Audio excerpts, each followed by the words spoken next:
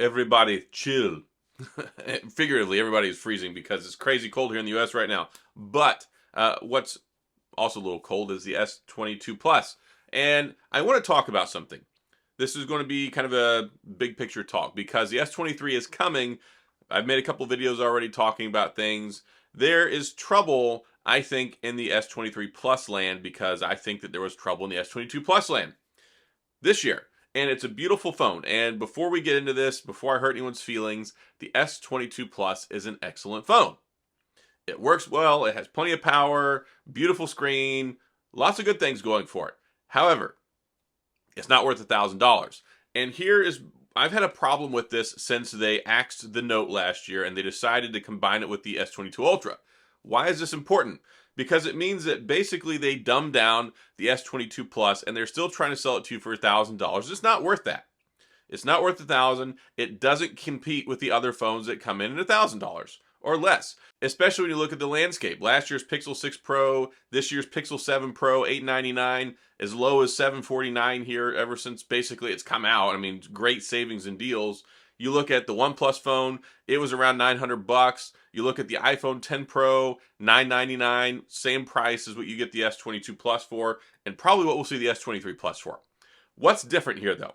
What is different between the S22 Ultra and the S22 Plus that makes that extra $200 difference matter? And why is it so ugly and why am I so frustrated when it comes to the S22 Plus and prospectively looking at the S23 Plus?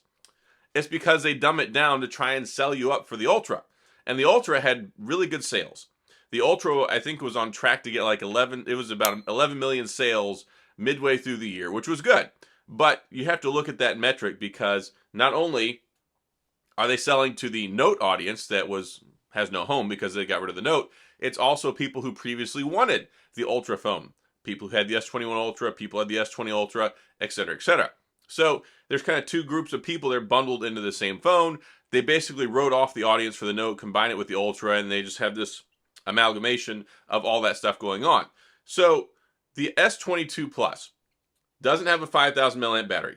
So it's got a lesser battery in it. It doesn't have an LTPO screen. It has an LTPS screen, which means it only throttles down to a portion of what the LTPOs do. LTPOs either go down to 1 or 10 in the premium devices. I think the LTPS, if I remember, is about 40 or 50 hertz that it drops down to. So it doesn't give you the same level of battery savings.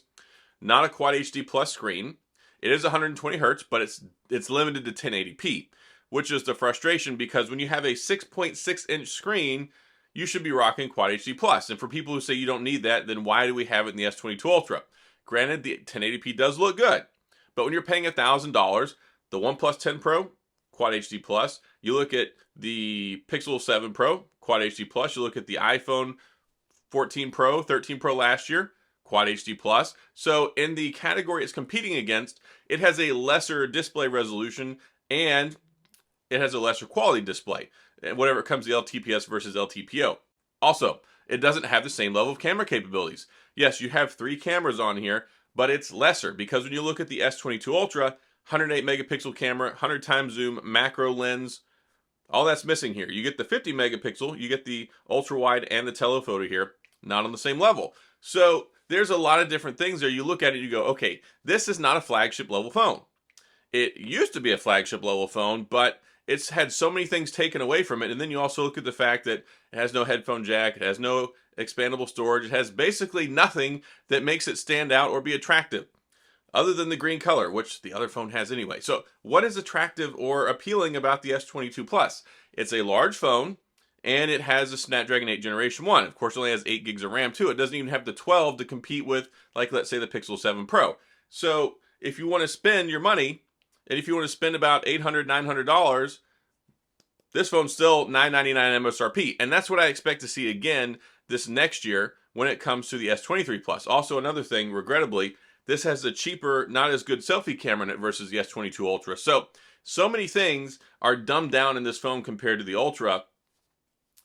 It's all this phone is an upsell.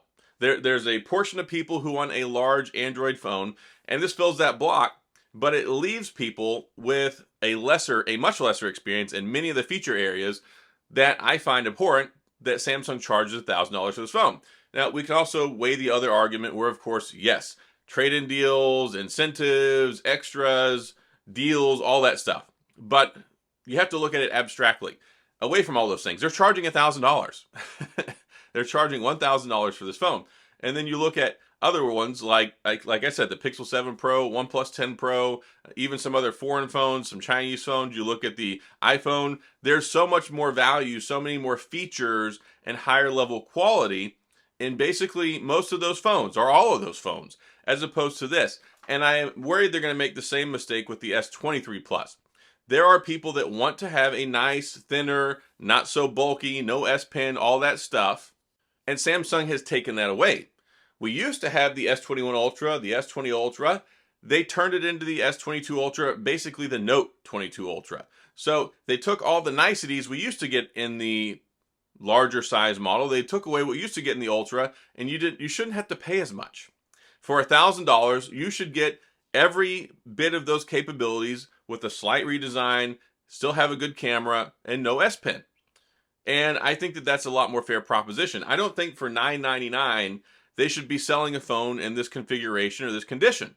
Granted, like I said, it runs perfectly fine, and at most levels, it's a very competent phone, but it's not a flagship. And if you're trying to sell a phone that's not a flagship at $1,000, you're really depriving buyers of value. You're not giving them really the best that you should be giving them, and then you're using it as a springboard to try and get people to buy the S22 Ultra or the S23 Ultra, presumably. So what I would like to see is I would like to see a non-S Pen version, non-Note, that we could hang our hat on and still get the Quad HD Plus, still get the LTPO screen, still get the bigger battery. Look, when you have a phone this big, you need a 5,000 milliamp battery, especially with the Snapdragon 8 Generation 1. You got to have the 5,000 milliamp battery. So I'm hoping that we'll get a 5,000 milliamp battery with the S23 Plus. Like, it absolutely needs one. But just those things I was talking about, it really is a big difference maker, and it makes me want to tell nobody. And that's why I made several videos saying don't buy the S22 Plus. Do not reward Samsung for this behavior, because it's just not right. Like, I just don't agree with it at all, and I think that they're just robbing people and trying to just scout people for money, because they're saving money. Every one of those features that they don't put in there lowers their overhead, which means their profit margin increases quite a bit for the phone. So there's probably more of a windfall for them if you buy a Plus model phone that doesn't have these niceties in it than if you were to just straight up buy the Ultra. And they want you to buy the Ultra because that's their biggest one, it's the best one, and this gives them more leverage, because they're like, oh, you go in there and the salesman's like, well, you could get that. You could. But if you pay just a little bit more, I mean, what's $200? An extra $5 a month on your phone plan? You can do that. You get the S Pen, you got the 108 megapixel camera, you get the super zoom, space zoom, all that great stuff. I always forget what it's called, but the 100 times zoom. You get all those great things. Why do you want to buy this? Just get the other one. You'll be happier, and then you'll have the best one, and everybody will love your phone. So that's what I foresee happening yet again with the S23 Plus. I fully expect it to be another watered down version. It misses an opportunity and leaves people out there wanting a bigger Samsung phone that's a little bit sleeker, a little bit nicer, and has all those bells and whistles, but it's not the just slightly bigger screen. It's not the Note. There's two different audiences. Some people want the Note, some people want a non-Note, and Samsung just doesn't offer that, and it leaves people out there going to other brands, which I'm fine with. I like competition, but I also like the Samsung phones. I love the S22 Ultra. I'm fairly certain the S23 Ultra is going to be a very good phone. But that's why so many times this year I've come back and I've said, okay, don't buy the S22 Plus. It's still a bad deal. You shouldn't buy it. And hopefully I don't have to say that about the S23 Plus, but I'm fairly certain I will. And I just do this because I want to steer you in the right direction to get you the best value for your money, not to be ripped off for lack of all the different features that they take away to try and upsell you on a different phone. And definitely the battery life was not there to support this. So I'm hoping for better things, but we'll have to wait and see. And well, fortunately, we have to wait very long, right? Because the rumor is that it might launch, the big event might be on like February 1st or something like that, which would be earlier, about a week or so earlier than usual. We'll see. Lots of stuff still to happen between now and then. We got about 5.5, 6 weeks before we get there. But it will be an exciting time soon because the S23 will be here. But that's my thoughts looking forward, and we'll see what happens. But based off of what they've done already and the lack of changes we're seeing on the leaks and rumors, I'm not expecting to see lots of great things. So that's all I got in this video. What do you think? Do you think that the $999 S22 Plus or potential S23 Plus is a disappointment without all of those features in there? Or do you think it doesn't matter? You think it's still a good deal? I really would like to hear y'all's feedback on that. So sound off in the comments. If you enjoyed the video, please hit the like and the subscribe button and the little notification bell if you want updates when new videos come out. And as always, thanks for being here. I appreciate you watching, and I'll see you guys next time.